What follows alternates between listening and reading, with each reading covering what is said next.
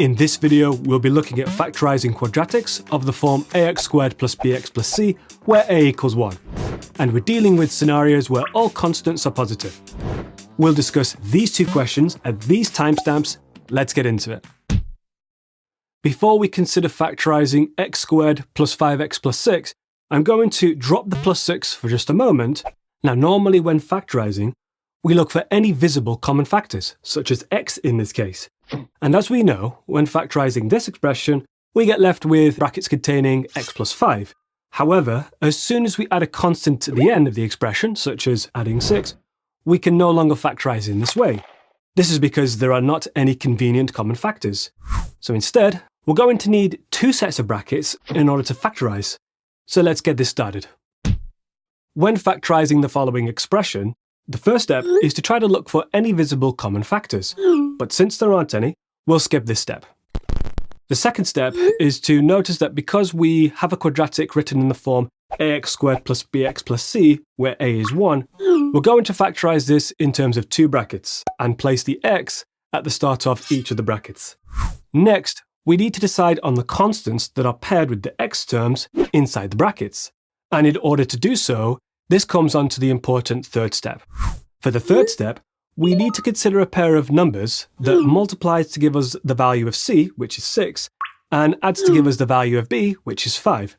It's important here to initially think of pairs of whole numbers that multiplies to give 6 first, then from those pairs, we'll think of which ones add to give 5. There's just two pairs that multiply to give 6, namely 1 and 6, as well as 2 and 3. Out of those combinations, 1 and 6 do not add to give 5, so we don't want to use that pair of numbers.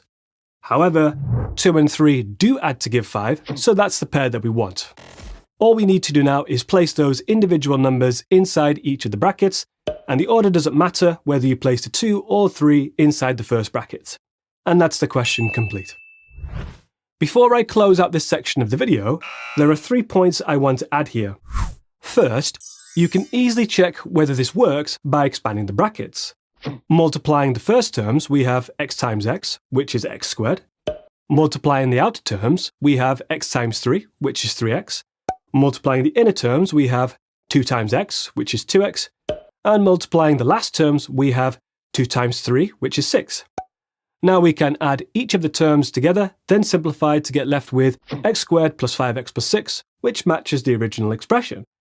So a pro tip here is if you're in doubt about your answer after factorising the quadratic expression, just expand the brackets and then compare this with the original expression. The second point is that the order does not matter in which you place the numbers of 2 and 3. Even if we were to swap the numbers of 2 and 3 around, then this would mean that when expanding the brackets, we can just also swap the 2 and 3 around here too. So notice that we'd still get left with the same expression. The third point is that I mentioned that we want to consider pairs of whole numbers that multiply to give 6 before thinking of those that add to give 5. Recall that the pair of numbers that multiplies to give 6 are 1 and 6 as well as 2 and 3 respectively. So instead, if we were to use a pair of numbers of 1 and 6, we'd get left with x plus 1, x plus 6. And upon expanding the brackets, we get left with x squared plus 7x plus 6. And notice that this does not leave us with the original expression. And this is why it's important to select the pair of numbers that not only multiply to give 6, but they also must add to give 5, because otherwise we won't get the correct factorised form. In the next section, we'll cover another example, but this time we'll do this much quicker. Looking at this question, the first step is to try to look for any visible common factors. There is an obvious common factor here of 2, so we'll take that out. So inside the brackets, we get left with x squared plus 5x plus 4. Now focusing solely on the expression that's inside the brackets, the second step is to notice that because we have a quadratic written in the form ax squared plus bx plus c, where a is 1, we're going to factorise this in terms of two brackets and place x at the start of each of the brackets. Next, we need to decide on the constants that are paired with these letters of x. And in order to do so, the third step is we need to consider a pair of whole numbers that multiplies to give us the value of c, which is 4, and adds to give us the value of b, which is 5.